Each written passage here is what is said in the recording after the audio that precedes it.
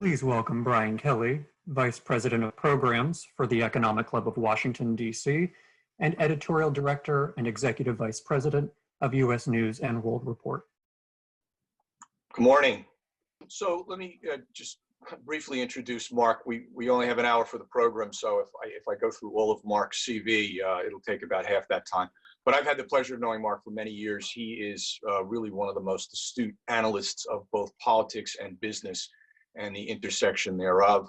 As you probably know, he had been very influential in the Clinton electoral victory, was the key pollster there, has been a senior executive and advisor at Microsoft, and now has a startup of sorts. I guess it's not a startup anymore. He's pulled together a number of agencies and advertising business and the famous Harris poll, which he has revitalized.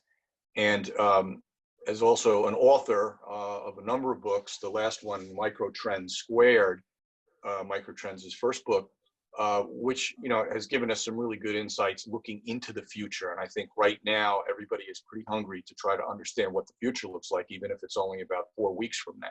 So with that, let me turn it over to Mark, and Mark, try to help us understand what we're dealing with here. Thanks, Brian. I thought I'd give a short presentation first, and then let you fire away with questions. I think that Brian said today I had the Stagwell Group, and I'm also CEO of MDC Partners, so about 9,000 people across, every single sector, digital, advertising, and research. And so we're plugged into kind of what we see happening in the marketplace. I think that let me give you a little overview, and then let me give you some of the data that we have, both commercial and political, kind of coming into Harris. So let's go next. So I just want to give you a couple of what I call paradigms of what's going on out there. There are two ways people are getting through this crisis. One way, Xbox, pizza, pajamas, and about 50% of the people never get out of their pajamas or sweatpants all day. And then there's 50% who are doing the opposite. They're getting ready. They're going through their morning routines as though they're going to the office, and they're ready and up and at them for the conferences. And so you'll see these two personality types almost through the data. Next. And then when the generations are facing the crisis quite differently, I think that actually in the polls, the older generation is much more stoic and relative to the actual threat of the virus, more fearless. And the younger generation in many ways exhibits extreme fear about the situation. And when you think about it, there has been almost no significant home front adverse advice events during their lifetime, but before this one. And you'll see that, I think, in the data too. Next. And then there are really kind of three kinds of businesses. I think there's a reveal. You can go next. Businesses, whoops, go back. There, we lost the logos, but businesses where the pot's kind of boiling over. I mean, right now there's more demand for pizza, for orange juice, for milk, for Instacart, for Purell, right? There's a number of companies who are facing sudden, unexpected increase in demand. And then way on the left, which this one's not coming through, but there's a cold pot, right? Airlines, cruise ships, all sorts of companies that are finding restaurants whose demand is hit to zero. Most companies are in the middle. They're facing diminished demand because of the economy, but they don't have to prove that their products are safe. And so therefore, they're going to go with how the economy is going up or down. And those are three everyone experiences, from the consumers to the companies to the employees. There are basically three different experiences that people are having. Next. And there's actually then two main emotions, right, that actually people have at the same time, which is fear and desire, and it's the roller coaster or seesaw of fear and desire, that and the interplay of those two fundamental emotions that kind of result in what people's actions. And fear, as you'll see in just a moment, is probably the dominant emotion.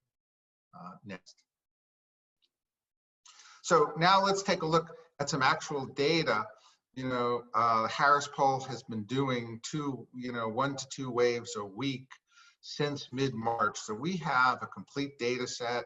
CDC has written that they're using some of the data. States are using some of the data in decision. We have one of the most complete data sets of every single week, how attitudes are changing. So if you take a look on basically 54% on March 15th thought that fear was irrational of this thing, and 27% feared that they themselves could be swept up, in this and could die as a result of the virus.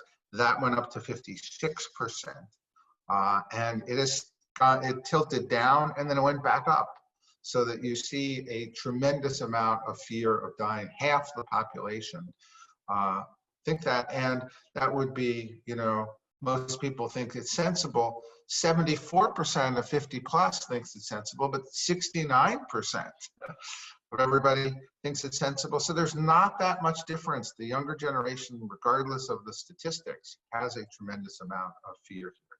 Next. So, and this to me is the most important kind of question relative to what's going to happen with our economy. And I finally see some change down.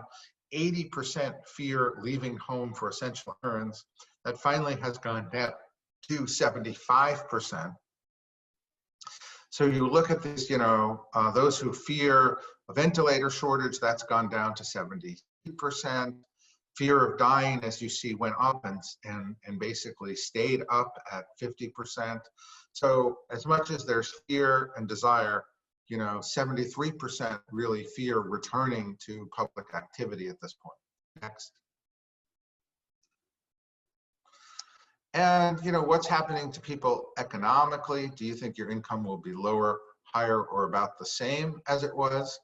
Again, here 36% now say that it is, now 36% say that it's lower, 45% about the same, and 19% are, so those are kind of my three, different pots here.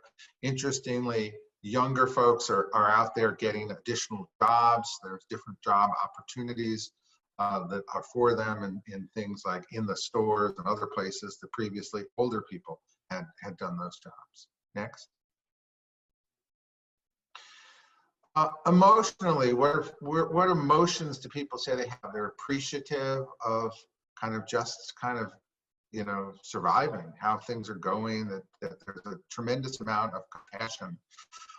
What's been growing is cabin fever and anger. Those two emotions a few weeks ago, way down the list. Lonely, especially if you're stuck in an apartment by yourself after 7 or 8 weeks. Grateful you're safe. Fear itself, 37% admit. Claustrophobia, 34%. Seniors a little bit more appreciative, right? If you look at the 50 plus on the side here, 74% appreciative and compassionate. A lot less lonely, a lot less claustrophobic. So again, you're seeing the younger generation getting kind of antsier, yet also more frightened. Next. What are people spending more time at? By now, obviously, more screen time. Both if you kind of look, what are people giving to kids? Kids are making out pretty well in the sense of no school. There's a low incidence of the virus. They're getting more screen time. They're getting more snacks. Are being, basically parents are diverting the kids as much as possible and trying to make it as good a time for them as possible. Next. So here's my basic dichotomy, right? or when you're working from home, do you skip a couple of days of showering? Half. You take a daily shower? Half. You roll out of bed and start working? Half. You maintain your morning routine? Half. You wear PJs and sweat? Half. And you get properly dressed? So those are my two people, very clearly reflected. Some people half say they're working more than at home than they were at the office, but you can see two very different experience sets, and that's why you can see something like pizza deliveries are at an all-time high, just as cooked meals are at an all-time high. Next. And are you consuming more or less of the following, and do you plan to maintain? Obviously, there's been a huge boom in home-cooked meals. At the same time, more snack foods, some more fresh food, but again, there's dichotomy between some people going fresher and other people going more ready-to-eat meals and pizza. I know orange juice, is up. People aren't thinking about meat alternatives. It's much more of a back-to-basics kind of movement, back to the home. Very unexpected, I think. No one would have expected this trend to come out here. Even the whole experience has been more unifying than dissembling. Next. Now, once the government provides information that the virus is flattening, how long will it take you to be comfortable to do each of these? And the choices are immediately, right? Up to 3 months, up to 6 months. And you can see here that going to the office seems to be on the more acceptable side, followed by going out to dinner, followed, oddly enough, by going to a gym class, which I wouldn't have thought. Then comes public transportation, then comes the movies, then comes handshakes. So then look at what's at the tail end: sporting events, casinos, hotels, flying on a plane, take a cruise, right? Only 15 to 20% of their people are willing to take those experiences right away. So this chart is most promising for opening the office, least promising for cruise lines, but it shows you that the transportation, travel, and tourism industry has a lot of work to do to convince customers that it will be safe to reuse their products. Next.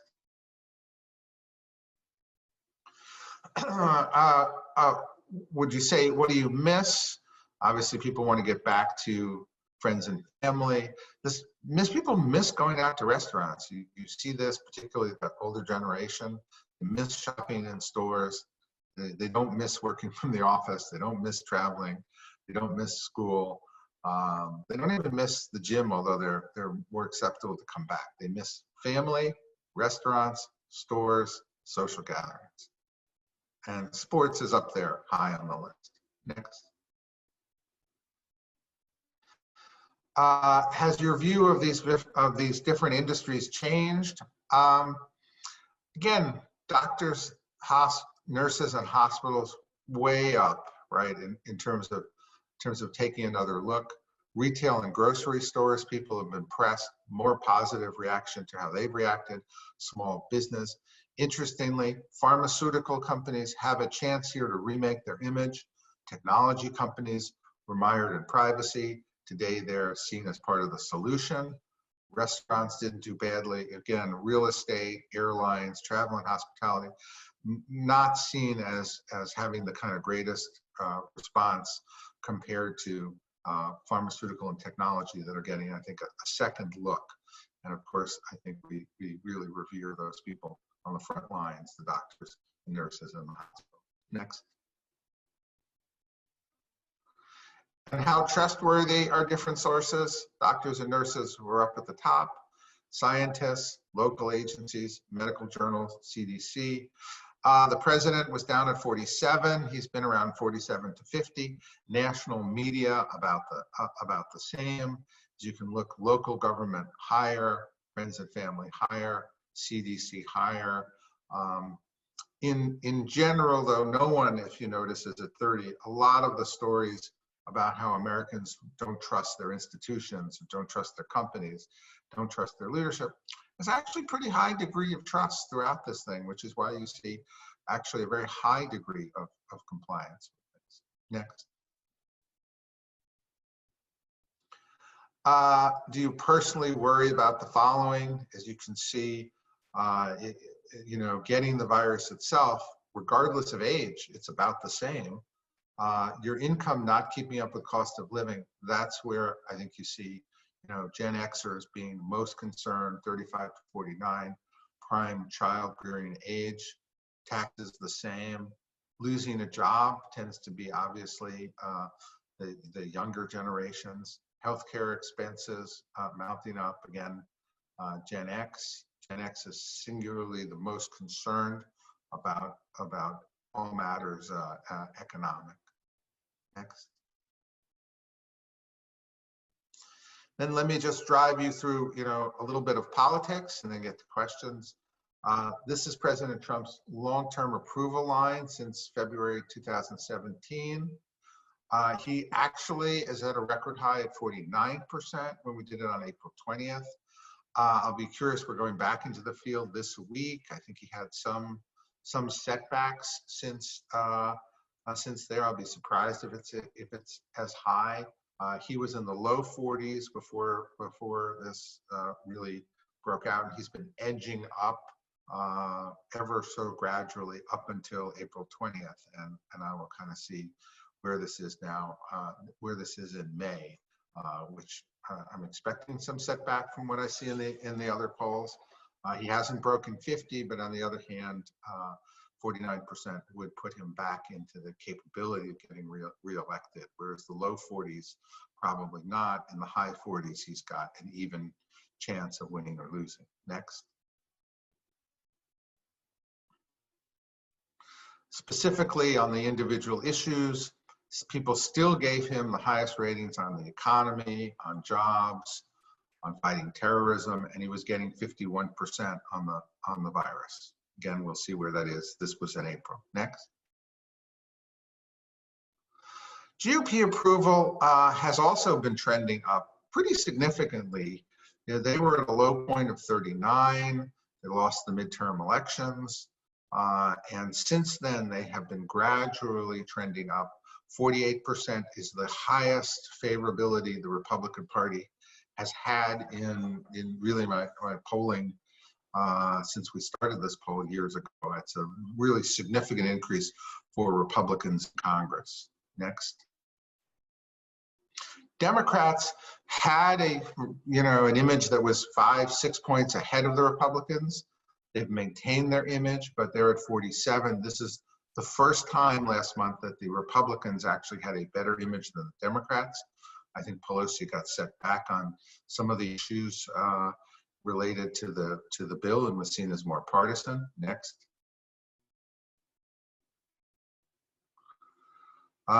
This chart is really a chart of favorable and unfavorable across our significant political figures. Again, as you can see on this, Biden is at 49. This is personal favorability as opposed to job performance. Trump is at 44. Bill Clinton at 45. Nancy Pelosi at 35. Mitch McConnell at 29. Chuck Schumer at 27. Bill Barr at 25. So you can see that most figures remain fairly polarized.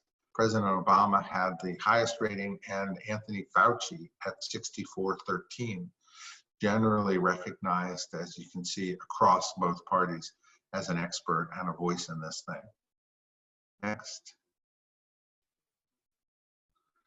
We ran some extensive issue and image comparisons between Trump and Biden. And if the issues here are very much would do the best job on the environment, education, bringing people together, cares about me, then Biden has a significant edge. If it tells you what you think, shake up Washington, stand up to China, fight jobs, fight terrorism, and create jobs, those issues all significantly favor Trump. And so whether this will be issue-oriented or not, there's a lot to be developed. It's pretty clear on which issues Biden and which personal element Biden wins, and where Trump gets, in the high 50s and even the 60s. Next. Do you think mitigation is working? 80% believe that mitigation is working. There's a very high confidence that mitigation was the right thing to do and is working. Next. Was it reasonable, too strict or not strict enough? 56 reasonable, too strict 13, not strict enough 31. I'm again curious to see, this is last month. We'll see this week what this month's looks like and whether there's a change. Next. Do you think President Trump has reached across party aisles or been partisan? 50-50. Do you think Speaker Pelosi has reached across the aisle? 40-60. And I think this is why the Republicans and Democrat images closed, because I think Pelosi was seen as more partisan, about 10% here. Next. Are you optimistic that the United States will overcome the virus in a reasonable time, or pessimistic? 77% optimistic. Again, people expect this to really be overcome in what we call months as opposed to years. You can see the distribution on the right. Most people see this in 3 or 4 months, but there's a fundamental optimism running through the country. And again, I'll be curious to see whether or not that continues to last. And I think next, I think that is an overview of both, consumer changes and what's happening on the political sphere, and happy to take some questions. So that's all you got, Mark, huh? Wow. I tell the audience there will be a quiz on this. I hope people were taking notes. It's a lot to digest, but so, well, first I want to say to folks, please, throw some questions at us. The Q&A function on Zoom, if you're not familiar with it, it's not that hard. And if you are, please give us some thoughts. We've got a number that have already come in. But I wanted to just get your, if you took a step back and your overall takeaway from this, what do you see when you pull all that together?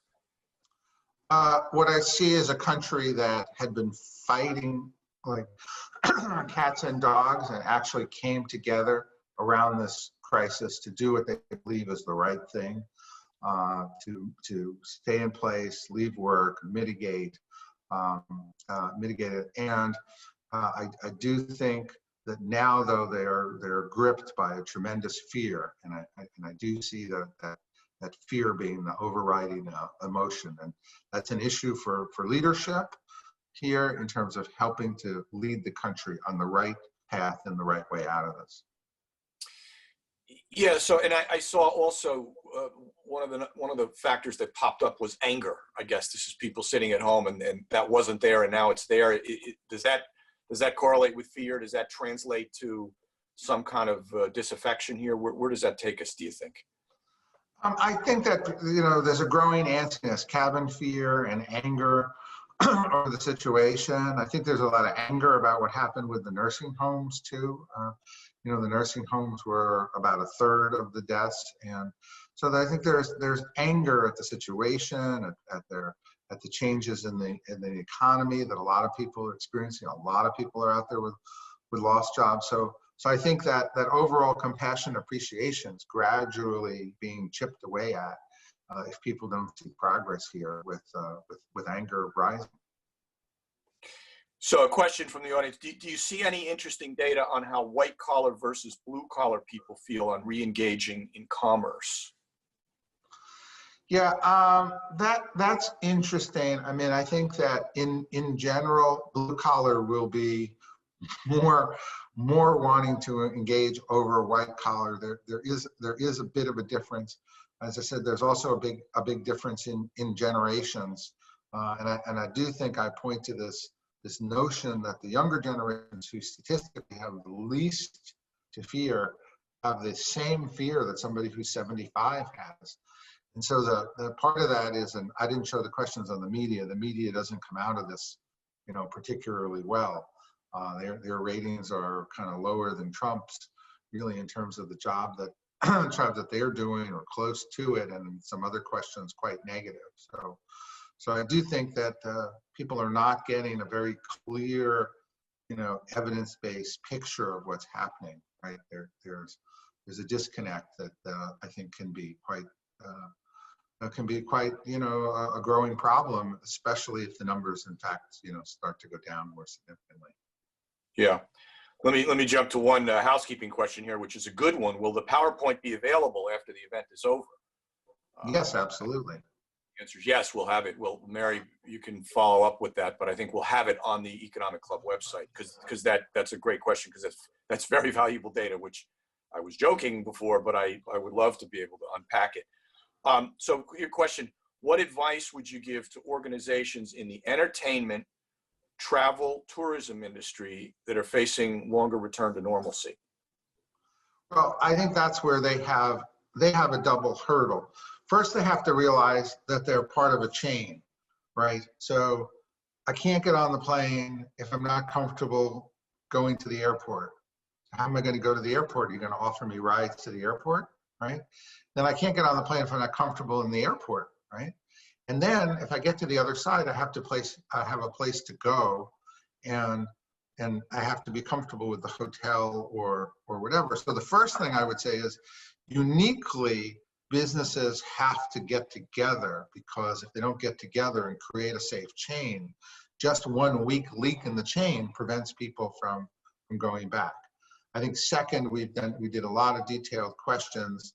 Obviously the vaccine is the ultimate economic and health care cure here.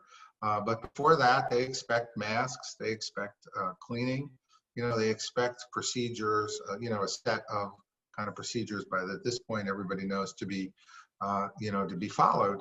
So, and then they have to tell people, right? The other thing that I discovered is there's just so much misperception out here about what is the policy? Are they flying? Are they not flying? What are the rules that they're observing?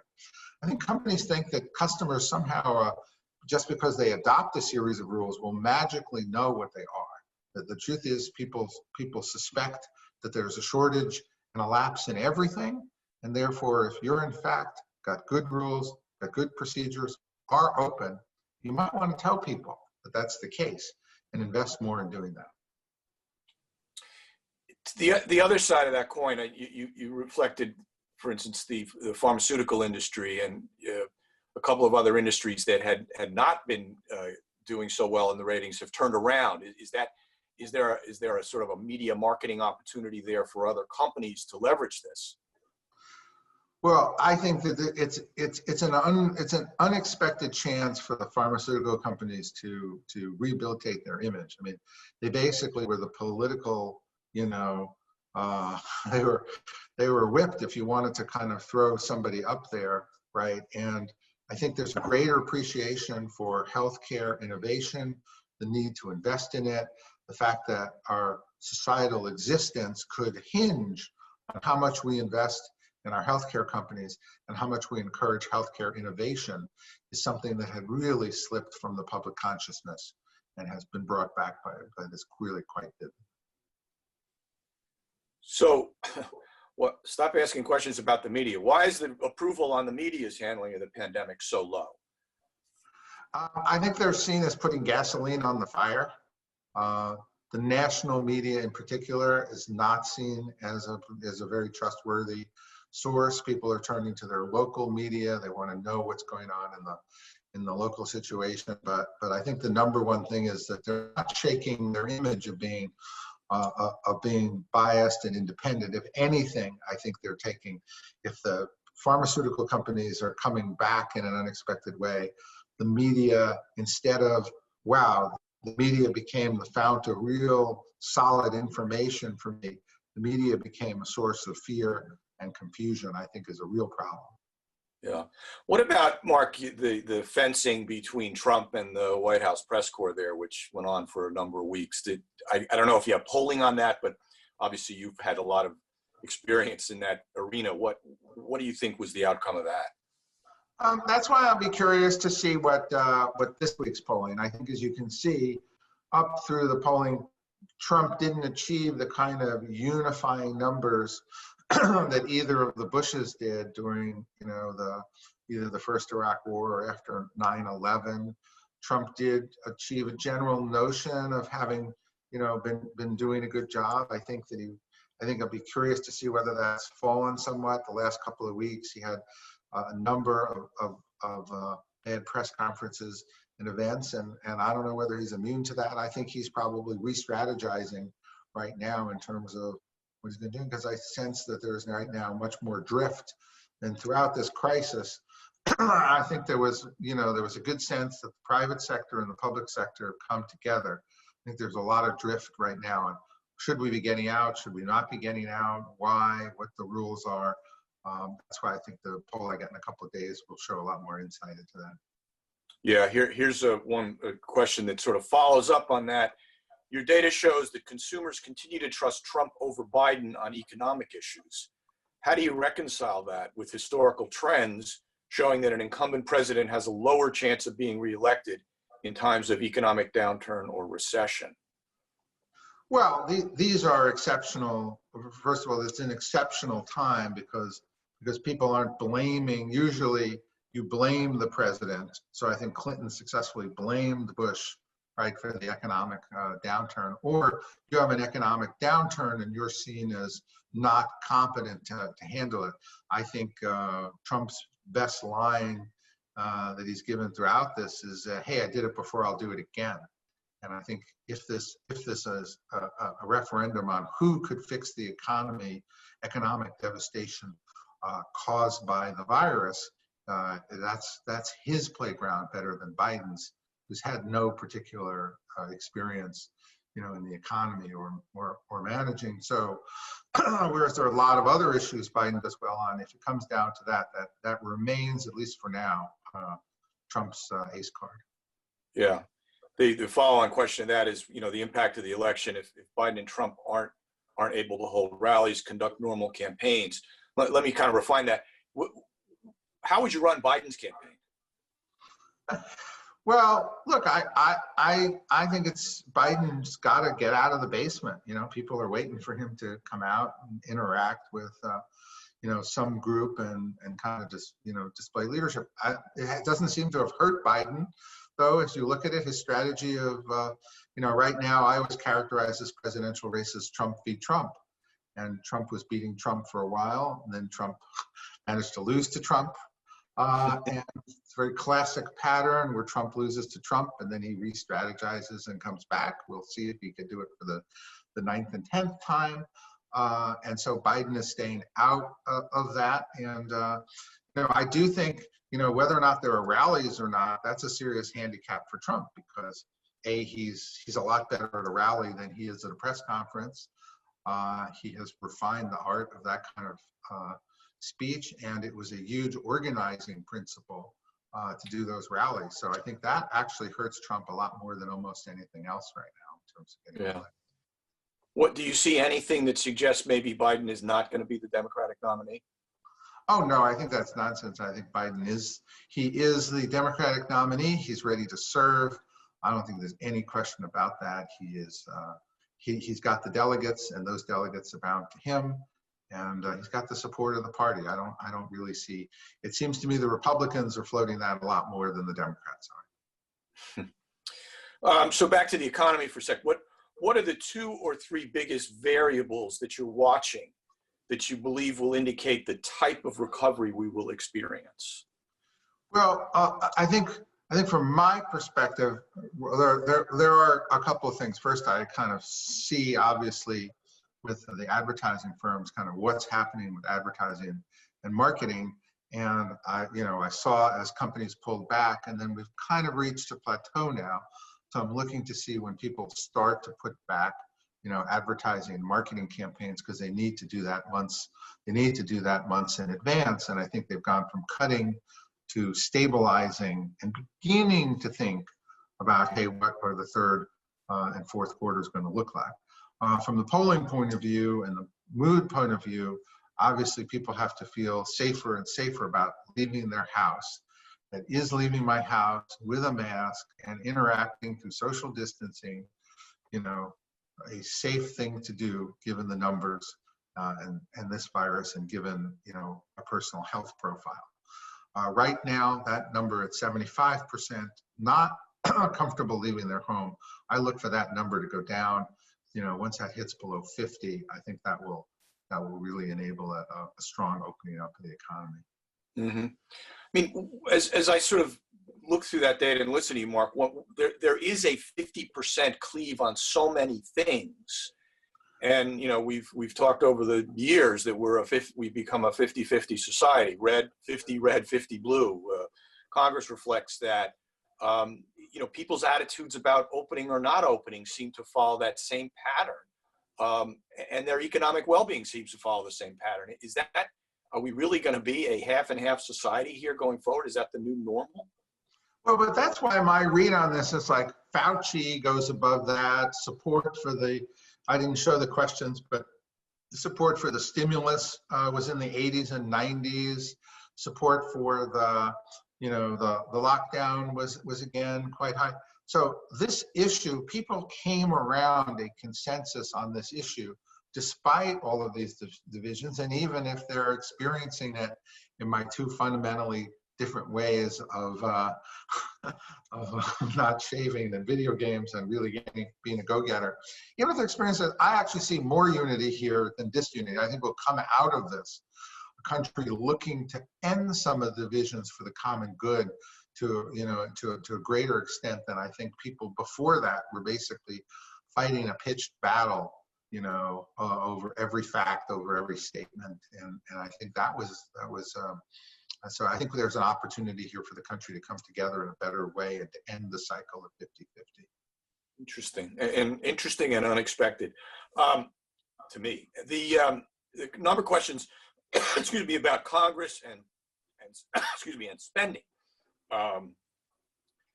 One question: does anyone in Congress care about how we're going to pay the cost of this virus, estimated at $10 trillion? And what does it mean for taxes and spending going forward? Yeah, some of that's in my wheelhouse. Some of them not, but I would say that the American public supported the first trillions. I'll say that I'm putting questions in this week to see whether they support the next trillions or whether or not they see a limit. I think the most interesting thing, the more I think about it, is that this is being borrowed now at incredibly low interest rates, and that once interest rates, and if they do return to normal, a lot of the bonds that people put in will go to like almost 3/4 or half value. The government will be able to pick up their own bonds for a huge discount if interest rates normalize, because there's such a flight to safety. So the whole thing might actually wind up costing less than we expect. But are people thinking about the deficit? No, I mean, look, this country spent, I don't know you probably remember the exact number of trillions on the Iraq War. After having spent that amount of money for something that produced nothing, I think you see the public saying, look, if I've got to spend 2, 3, 4 trillion on saving the country and saving people whose jobs and businesses are destroyed by the pandemic, we have to do it. Right, and we've done it before for things, that are usually not at home, but like these foreign wars that we didn't even win. Interesting. Yeah, that's a big question. I'd love to see what your numbers are on the next bill, if there is a next bill. The Pelosi chart you had was pretty stark. I mean, she was a loser from the politics of this. It's according to your polling, and it did seem like she did overplay her hand there. But she's up this week with a $3 trillion bill with a lot of other things packed into it. Do you see any appetite for that moving forward, or do you think we've really reached the limit? I think you'll see an appetite for some of that. I'll be surprised. I put in a very detailed battery about every element of the bill for this week. I think you'll see an appetite for one more trillion. I'd be surprised if there's a $3 trillion appetite. And of course, people are going to have to make real choices here about how much aid goes to the states. And I think Pelosi, the whole Kennedy Center thing, was just a huge setback, right? And I think that she's, got to avoid that or come out of that, because that was just seen as just trying to get your pet agendas done as opposed to really helping people. And I don't think that there were any winners in this thing. Maybe Fauci is a winner, and maybe Cuomo to some extent, but I think the nursing home thing is coming around now that he's going to have to answer some serious questions about. I think they're winners, but I think Pelosi so far has been a loser. Mm-hmm. Question about closer to home. Do you have any insight on the economic recovery in the Washington, D.C. region? Well, the DC's, I have actually a lot of insight into the China and Sweden where we have offices, and China is back. Our Chinese offices in China are really back 100%. Our Sweden offices are operating pretty well. I think that the lockdown, I don't know what's going to happen. The lockdown here with the mayor seems extraordinarily long. We'll have to see if the numbers really develop that way. I'm out here in Maryland, and you can see traffic returning, things beginning to open up, and people being really 100% compliant in terms of masks. I do think that the American public is kind of more compliant, more trusting than anyone really imagined that they would be. But I think that, personally, I think that some of the mayor's orders are extraordinarily long, especially since I'd be more concerned about mass transit than our kind of relatively low density office properties. Yeah. Do you see there's obviously politics to some degree involved here, given, the demographics of who's being affected by this. As we see the numbers, it's significantly in the Black community, it's significantly senior citizens, Hispanic community disproportionately. If you look at the DC numbers, Ward 3, where I'm sitting, has had relatively little effect. Does that put political pressure on a Bowser or on other government officials to be overly cautious, do you think? Well, in a normal world, it would. I mean, in a normal world, I think you'd again, with 27,000 deaths in the nursing homes, you would see that a tremendous, issue. But, no one knows about the nursing homes, very little information about the statistics that you've quoted. A lot of the point of the presentation is that whatever the actual reality is of this by demographic group, by age, by nursing homes, very little of that's getting through. There's a mass fear, not quite hysteria, but close to it. And the younger, I think economic fear is concentrated in those, 30, 35 and so forth, with kids who feel that they're the most vulnerable and have the greatest responsibility. That to me is reality based. It makes a lot of sense. The equality of fear among the older generations and the younger generations makes no sense to me. That should be a line that is pretty sharp, and that's not what you see.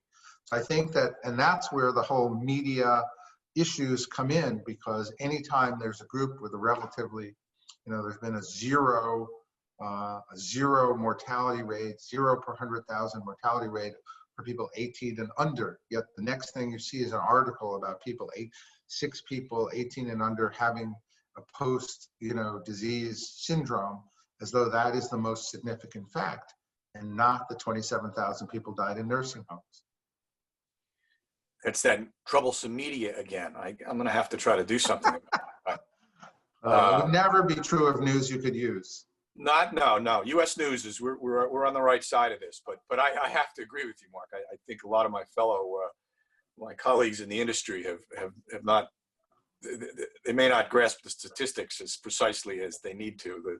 It's always the anecdote that I think is really bothering a lot of people. Political question here. Do you think Biden bringing Bernie Sanders and AOC into his administration campaign will help him in November? I guess more broadly, how does he bring in the energized progressives? Yeah, I mean, I don't think he's got any choice. It's going to cut both ways, of course. How will the center react, depending upon how much they see energy. Right now, Trump has about 32% really strong supporters. Biden has only 9. This is more or less a referendum on Trump, not Biden. But he needs to generate, if he's going to work on one issue, it's that he does not have an enthusiastic base of a significant size. So he's, whereas I've always told most candidates to come, you won the convention, definitely move to the center. In this case, yeah, he's going to need to generate a much more enthusiasm. So I wouldn't be surprised if he doesn't, move as much to the center. Yeah. What's your VP pick for him? Look, I thought Klobuchar did the kind of the best job of, I think, being someone that could be a lot of crossover Republican women votes in the Midwest for. And so I have to say, I thought she did a really strong job coming out of this, coming out of the debates and the primary, if we can even remember back in those days. But I think she'd be a very strong pick for him. Obviously the polling supports Elizabeth Warren and Bernie Sanders among Democrats because they were the next tier of candidates and have the largest number of supporters within the party. Yeah. Interesting. We're winding down here. I want to just remind folks, if you have a question for Mark, please throw it out. I wanted to ask you, Mark, a little bit about your business. I mean, you have a big, complicated business, which is global. Also, near and dear to my heart, you're in the advertising business, which is how we make some of our money. How are you managing this, and what's the future, do you think, of advertising marketing? Well, look, and I read something on Fox Business yesterday, kind of saying, look, the fate of the advertising industry has been, every time one of these crises work, they act like, oh, advertising is dead. That industry is gone. It's not gone. It's it's an essential part of marketing. It has been moving more online. Will continue to move online. It'll vary with the economy. If there's a 15% cut in a lot of consumer goods and so forth, there'll be a 15% cut. But right now, if you go to my 3 pots, there's a group of people with new customers they didn't have. They're going to want to keep those customers. If you're an Instacart, if you've got people drinking orange juice who kind of threw it overboard the last few years, then you're going to need a marketing strategy for keeping them. And then, as I said before about the airlines and travel, you need a big marketing strategy to talk to your consumers and put together not just what you're doing, but how you're going to tell consumers what you're doing.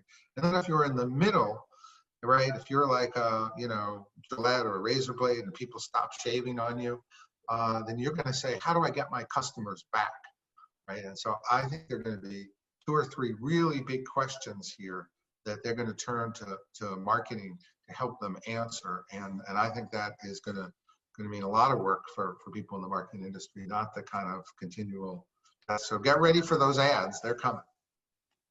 They better. I gotta maintain this work-at-home household.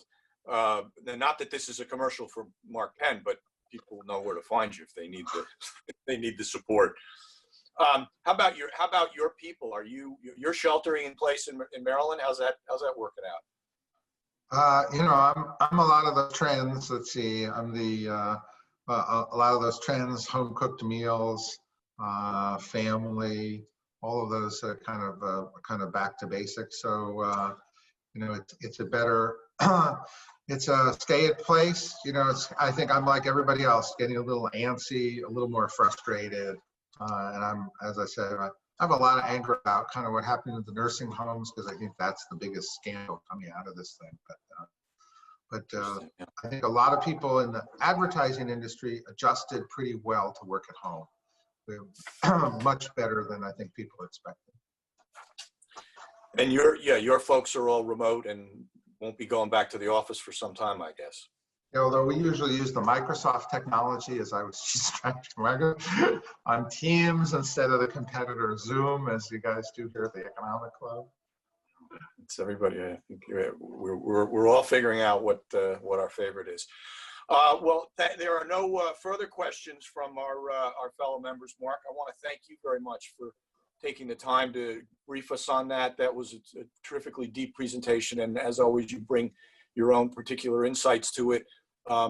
This will be on the Economic Club website that folks can check back and certainly dig into the numbers, and we will look forward to seeing where you take this, because this show is not going to be over for quite some time. So, Mark Penn, thank you very much for taking the time with us today. Thank you very much. We're going to have some more data coming out this week. You can find it at the Harris Poll or harvardharrispolls.com. And you could write to me, mark@stagwell.com. If you've got questions, happy to answer them. Great. And thanks to everybody in the Economic Club. Goodbye virtually. We'll see you virtually again soon. Be well.